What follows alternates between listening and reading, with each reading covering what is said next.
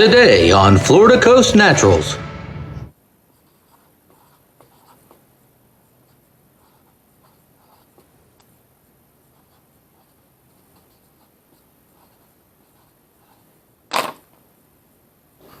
How's it going? Welcome back. You are in the workshop with Florida Coast Naturals, and today we're going to be working on changing out the saw blade. Now the first thing you want to do is we're going to unplug that bad boy because we're safe, right? That's right. Let me give you guys a little bit of better angle. Now on the right hand side of the tool, if you're facing the tool, not if you're facing the other way, you're going to find a black button right here. And what that does is when depressed and when the saw is turned exactly to the right spot, that's going to lock your saw blade in. So remember that. Next. Whoop. Turn her around here. Next. Let's see if you can see what I'm seeing.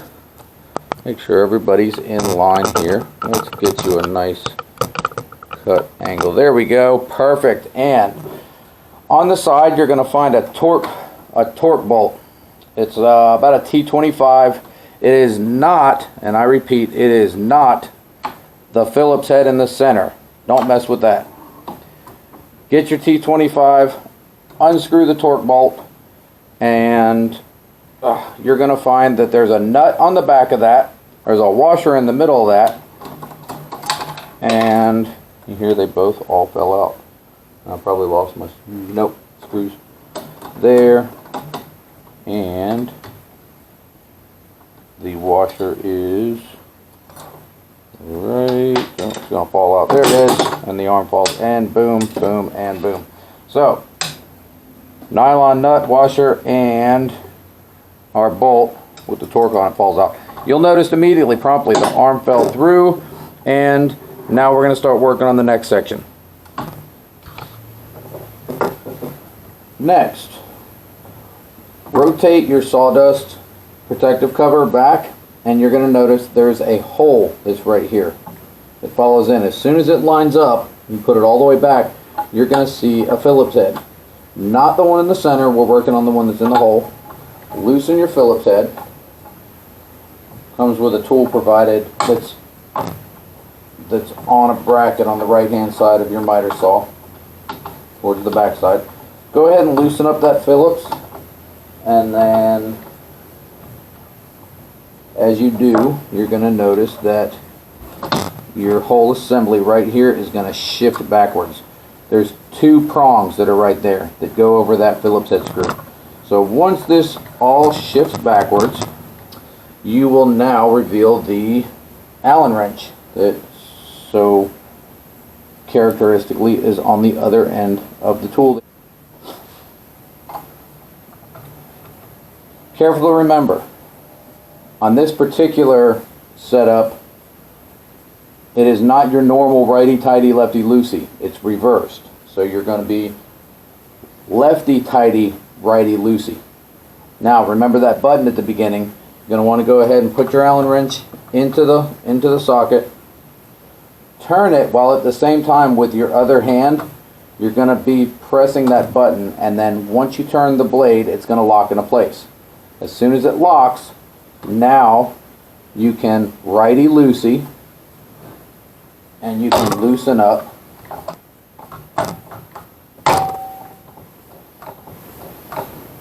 There you go. And once it's loose, you can let off the button. It'll continue to loosen up. From this point, I'm able to finger loosen the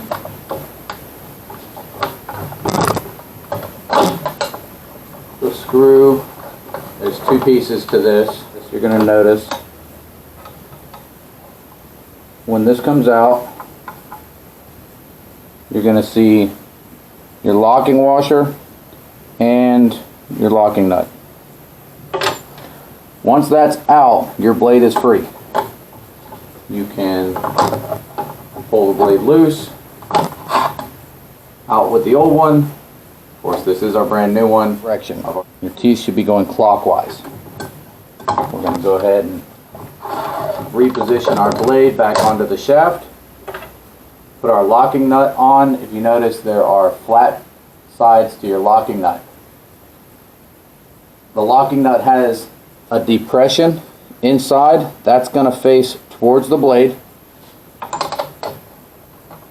Spin that locking nut until it actually locks into place. Your sawdust cover, you shift down just a little bit, and that spring action rocks backward just enough that you can lefty-tighty this, and you have plenty of room in there. A lot of people struggle with this nut, but don't make it too hard on yourself.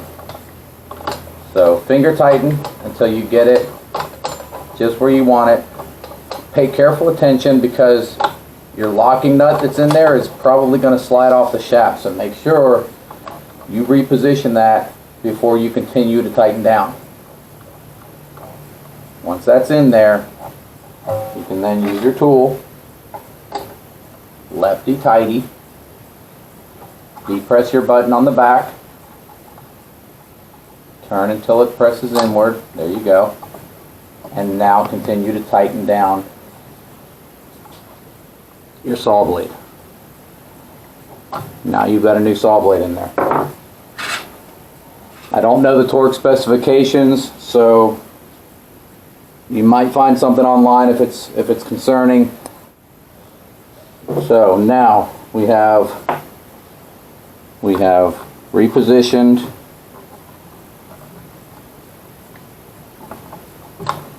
our, see how that turns, and right in there there's the forks that go right around the Phillips. So you're going to position that down and get your Phillips head back inside. Once that rocks down, it's enough you can hold right there and get your Phillips in. Perfect job, plenty enough for two hands. Very simple. This particular one now you're going to righty. Just keep turning it until you get your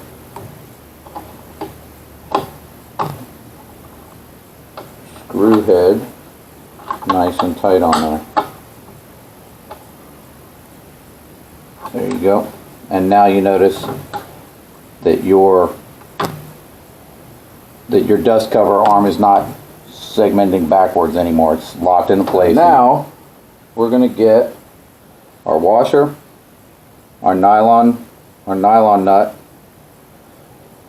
and our torque bolt. Nylon nut is going to go on the back side of the plastic housing. There's a hole. You want the tapered side of that nut to face the blade. Next thing you got, you can kind of let that go if you want, leaving the nut inside.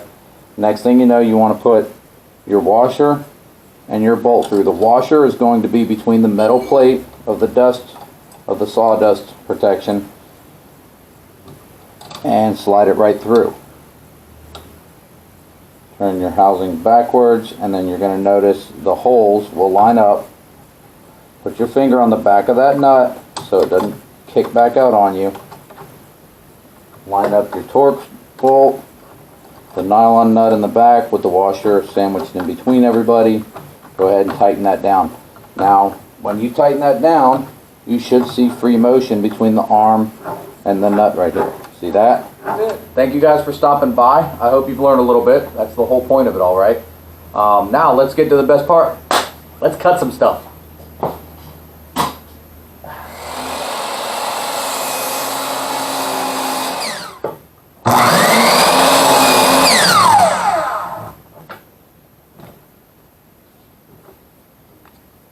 Nice and smooth. Nice straight angles. No burrs. I don't even have to sand that.